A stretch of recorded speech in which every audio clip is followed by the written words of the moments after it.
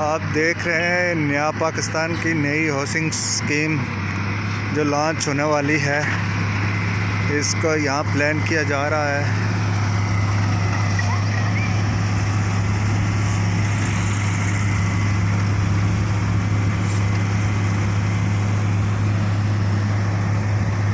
मैं आपको ब्रेकिंग दे रहा हूँ कि ये हाउसिंग सोसाइटी जो है वो आज कल से प्राइम मिनिस्टर इसका इफ्तिताह करेंगे।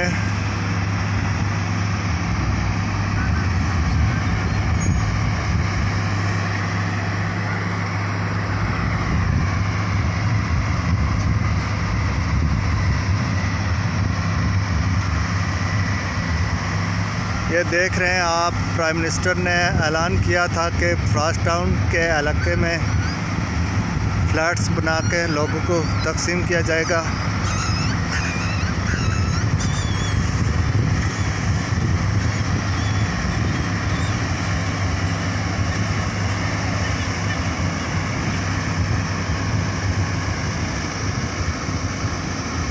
इसका कल इमरान खान साहब इफ्तिताह करेंगे। आप ये देख रहे हैं झंडे वगैरह लगे हुए हैं यहाँ पर और ये प्लान हो रहा है।